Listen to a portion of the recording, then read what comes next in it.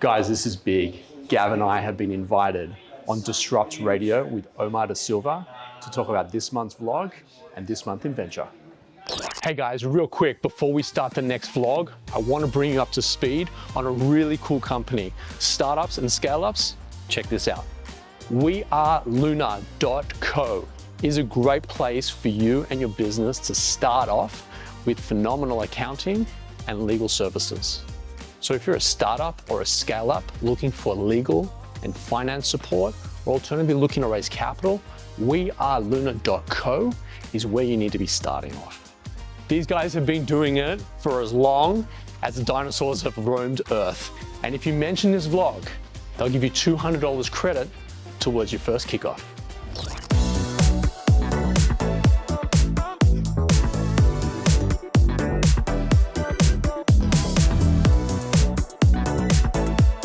There is no denying that one of the core parts of entrepreneurship is indeed ventures. And joining me in the studio now is Toby Skovron, the co-founder and CEO of creative Cubes.Co, one of the best co-working places in the game, and also Gavin Appel, founder of Ignition Lane. They bring startup thinking into your organization and help you grow. And the guys, they get together on a monthly basis and they talk about what's been happening in the land of venture. And I thought that's a conversation that I want to be a part of. So I've asked them to come to the studio. They're here with me now. So gents, thanks for coming. Gav, welcome on air, buddy. This is fresh. Fresh. And you got some fresh insight about what's been happening in the land of venture. What's been going on? Absolutely. So firstly, thanks for hosting us. Of course. We do a monthly vlog this month in venture, and our audience is those startups, scale-ups, entrepreneurs, venture-backed businesses, venture capitalists. But to be able to reproduce what we do here live on air with your audience is a massive leg up. It's all about shared value. And it's Gav's first time on air. I must say, there's no nerves. This is new. This is fresh. There's Don't a lot think of about the million people listening. That's right. There's a lot of tech happening here at Disrupt Radio. So Sure very is. excited. Thanks for having us along. All right, let's get into it, Gav. All right, there is plenty going on. We're going to start with the big tech of Australia, Atlassian and Canva. Over the past month, the big news out of Atlassian, which is now a $46 billion company, is that Scott Farquhar, one of the co-founders, after 23 years, having created it with his best mate Mike, is stepping down as co-CEO. Big news. That's huge news. So the inside word is Adam Schwab is directly responsible for that. Adam gives him a bit of a clipping around the ears on his podcast. Who's Adam Schwab? Adam Schwab runs, he's the CEO and co-founder of Luxury Escapes. And him and Adir Schiffman have a weekly podcast that I subscribe to. Called The Contrarians. And Adam's been giving Scott a bit of a hard time about Atlassian, and I think it may have gotten to Scott, and he's stepped down as a result. I'm not sure whether there's a direct correlation between those two, but one interesting thing is during COVID, Atlassian was valued at $100 billion for a couple of days, maybe a couple of weeks, and now they're valued at $46 billion. So wow. I'm sure that would align with Schwabi, but on the other side with Canva, last month they completed a $2.4 billion secondary, which is when new investors come in and buy stock from early shareholders, whether they be employees or investors, giving some liquidity. That's 3.6 billion Australian dollars. That's incredible. Serious coin floating around in the Australian and US market now as a result. And is that the event that did make news around some of those early employees now becoming quote unquote millionaires? Was that the same event? Yeah, that's right. And I think that, when you look at how the venture capital world works, investors give money to venture capitalists invest them in startups. They obviously want to then sell those businesses in order to return money back to the investors. There was news that these VC, the people who received the money were going to reinvest that money back into startups, back into venture. It seems that money is being deployed into property, which is not surprising. Someone once said that investors started in what they call schmudders in the traditional businesses, end up in property. Now they start in tech and end up in property. Yeah, wow. All money flows to property. I love Canva. Do you use Canva? Not as much as I used to, but I'm a fan for sure. Yeah, I think that Canva is probably, if I look at the stats on my Mac, I reckon Canva takes up the most amount of time and energy and focus for me. I love it. Every single person that you speak to or see, whether it be in a airport lounge or whether it be in a cafe, Canva is a tab that is open. Absolutely. At the And top do you know of what? their browser. Something that they've done, which I think is super smart, is I'm biased. I play in education. I'm very passionate about it. They have got an active education strategy where they teach people the skills of design, communication, branding, and they use their platform as a tool through which people can learn those skills, and then they deploy that, they distribute that at scale at zero cost, zero acquisition, and then of course they convert them into long-term customers. Smart. Very similar to Apple and very similar to what G Suite are now doing at the school level. So very good. Exits, Gav? Exits is where money talks, doesn't it? Yeah. So Envato, which is a Melbourne-founded global marketplace business and SaaS business now, has sold. Yeah. They sold for $375 million cash. Not bad. So I've heard a couple of things on this. I've heard that Let's just say that Toby always has the inside word on everything that goes on. people like to share with me so that I'm armed and I don't look like a deer in headlights when I'm sitting next to you. Good. But Envato was previously $1 billion company, right? So you could say, oh no, he's only sold for what, 245 million or 375 Aussie. That's an amazing outcome, but pre-pandemic, they were over $1 billion. So everyone's like, down route. However, this company was bootstrapped. This company, I'm told, had no venture capital. And it was husband and wife? Yep, Cyan and Collis Ta'eed. It's one of the very famous Australian bootstrap stories that has now resulted in an exit to New York-based Shutterstock. So everyone that wants to hang the proverbial on these guys having $1 billion company and selling for 375 actually needs to take stock of themselves, because these guys bootstrapped, no venture capital, and have done incredibly well to exit at 375 million. When was it that they were founded? Do we know roughly? Early 2000s? Yeah, it was a while ago, right? Correct, I suppose the point I want to make there is Atlassian, 23 years, Envato, another great Aussie tech success story, a couple of decades. I think there's been this interesting misconception over recent years with, the rise and rise of certain unicorns in market conditions, which are probably not going to come back for a while, that you can get to that $1 billion startup in a matter of years. So if you've been around for decades, then of course you should be there. And if you're not exiting for that, then you've missed a trick. But it's not quite that straightforward. Joining me in the studio is Toby Scovron, one of the co-founders and the CEO of Creative Cubes.Co, and also Gavin Appel, founder of Ignition Lane. They're startup experts. They help you grow your business. And we're talking this month in venture. There's plenty more to come after this. Don't go anywhere. What else has made news, guys? Yeah, so the Leibovich boys, Gabby and Hezi. Yeah, so for those of you who don't know who the Leibovich brothers are, Hezi and Gabi, they both started Catch of the Day. They founded Scoopon. They founded Eat Now, that merged with Menulog and got flipped for over $800 million. Incredible. They're now shareholders of Luxury Escapes, building in the travel category. But they're back. Yeah. They love being the underdog. So love this time they're taking on Linktree, they're taking on, the Wixes of the world, the simple ways to be able to create digital profiles, whether it be a website, a digital business card, other things. It's called Fingertip. Have you got one? I've got multiple. Oh, do you? I don't have a choice. Yeah, I know. I got pinged by Gubby and he's me like, here's one, grab the username Gavin, Yes. grab the username Orly for my wife, grab the username Ignition Lane. So I've got multiple that need to be configured and set up. And Gabby tapped me via DM going, hey, I'd love to come on the vlog.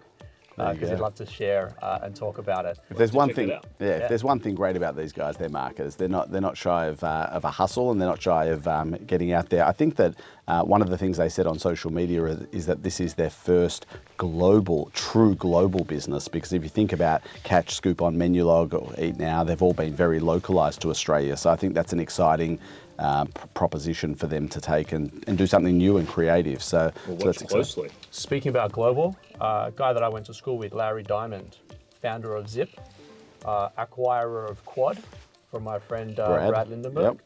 Yep. He's on his way back to Australia, having completed his mission in the US. He is coming back to Sydney, Yep.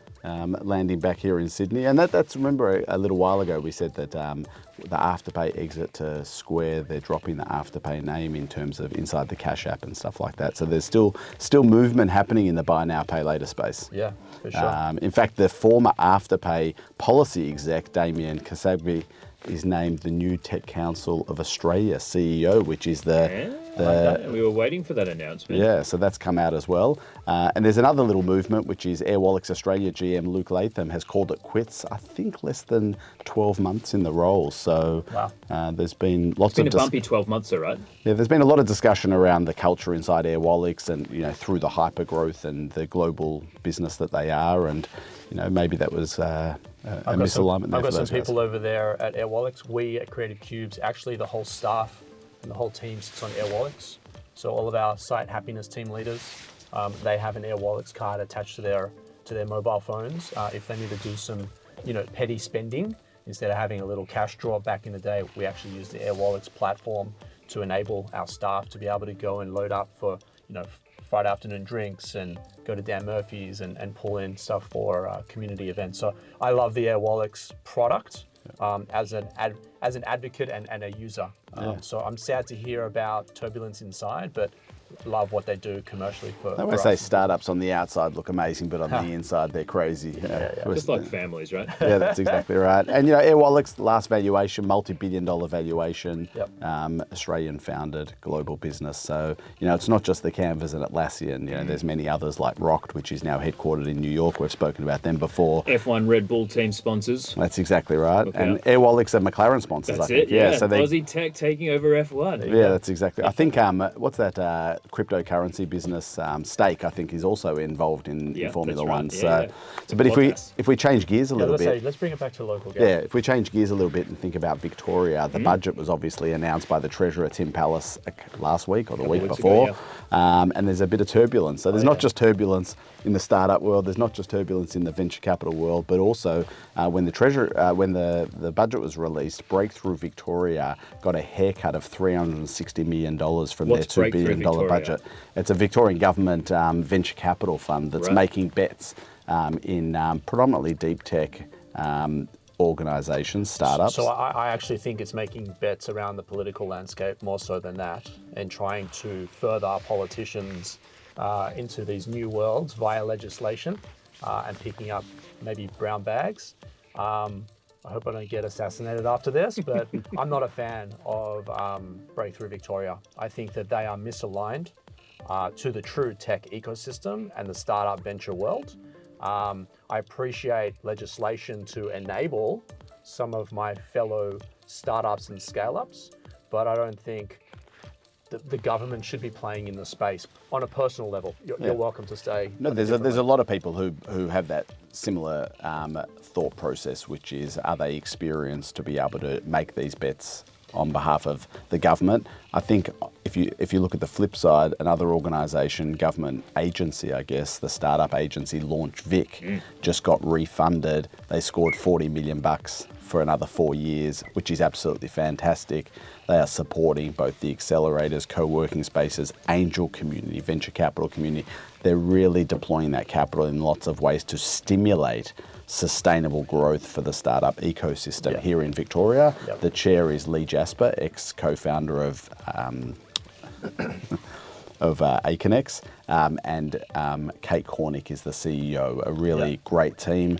They actually run this program called 30 by 30, which is where they're looking to identify and nurture not the founders, but the level below, chief people officer, chief operating officer, chief financial officer, that level that support the founder. 30 companies by 2030 to reach $1 billion. And they've just finished, I think, their second or third cohort there. Third cohort, which I can say with confidence because we were part of the second cohort. There you go. So I was really rapt to see the funding for LaunchVic, because having experienced it, and as you said, it's not about the founders necessarily, it's about the team that works closely with the founders. So smart, picking that gap in helping businesses scale. I'm a huge fan of Kate. She's been there from the jump, so I love that. Very different contrast to Breakthrough. I'm a huge fan of LaunchVic, and we support them. And yesterday they announced another $900,000 into Scalata, following a $3 million investment in 2018. So. And they do angel investment and accelerators. Correct. That's right. Yeah, Rowan Workman, who's the CEO, was previously at leading the Melbourne Accelerator program, MAP. Yeah. Good guy. So a Melbourne darling, seek.com.au. Yes, every year the AFR bring out the best places to work, and we see a lot of familiar names there, but this year in the large organisations, Seek came out on top, which is incredible because we know that Paul and Andrew Bassett and Matt Rockman were very focused on building an incredible culture at Seek, and decades on, again, what's been like 25 years or something like that. Are they the 25th year party, or is that coming up? I don't know. I tell you what, having been in their new headquarters a couple of weeks ago, if they do have a party, it's going to be epic. That building, wowzers. Yeah, it's extraordinary, and you can really see it from all different angles. Whether you're taking the train into the city, whether you're driving down Punt Road, it's got a very distinct look. So Gav, Seek really is a global platform as well. They're doing some really big things in Asia. So I want to just tap on OpenAI from a global news perspective, with the issue around Scarlett Johansson. And our boy Sam. But that blew up in the past 48 hours, Mate, right? I just think it's a lot of hot air, to be honest. He pitched to her, she said no, so he went and created a voice, and now she's trying to claim, hey, that's my voice, or it sounds similar. Well, the name of the voice, we're talking about OpenAI, and they've just released this voice platform called Sky. So the Siri equivalent, but using OpenAI. But they called it Sky. It's pretty close to Scarlett Johansson as well. So not only the name and the voice, but she's going to go after them, isn't she? I don't know if she has a leg to stand on. I just think she should take the media and try and add value there for herself. But I don't think there's anything legally here. So Toby and I have a problem. That is we have many problems, but that is that on our vlogs we can't go past a vlog without mentioning Elon Musk. Right. So although we're live on Disrupt Radio today with your good self, we can't go past a session without talking about Elon Musk. And we've got a minute for Mr. Musk. I don't know whether we'll be able to do it in a minute, but we'll go for it. Starlink, which is the internet satellites that he's shooting out into all over the world and everything, and have targeted the cruise ship category. Okay. And have now over 200 cruise ships globally using Starlink. And I don't know if you've ever been on a cruise. I had a horrific honeymoon on a cruise. We're not going to go into that right now, but it was horrible, and the internet was non-existent. Right. And so this is a really... That's right. This is an interesting segment. So Starlink are really, they're not only going into the outback of Australia and other places where you can't get internet, they're targeting the ocean as well, which is smart, right? Which is very smart. I was on a farm in outback Victoria more recently, and Starlink was there powering about 50 people getting internet. I love what they're doing. They're also doing it for airplanes as well. Yep. So really good. There Makes we go. Perfect sense. It's all about solving problems and then finding people who got those problems and doing it in a compelling way. And whether you like him or otherwise, Elon Musk is indeed a master. Legend. There we go. There you go. That's this month in venture. It goes quick. Toby Scoveron, the CEO and co-founder of Creative Cubes.Co. Gavin Appel, founder of Ignition Lane. They're startup experts bringing startup thinking into your business. Make sure you check them out. That's been this month in venture on Moolah on Disrupt.radio. Check out their vlog on all of the platforms: YouTube, LinkedIn. Search for Creative Cubes.co and Ignition Lane. Thanks, guys. Thanks, buddy. Thank you.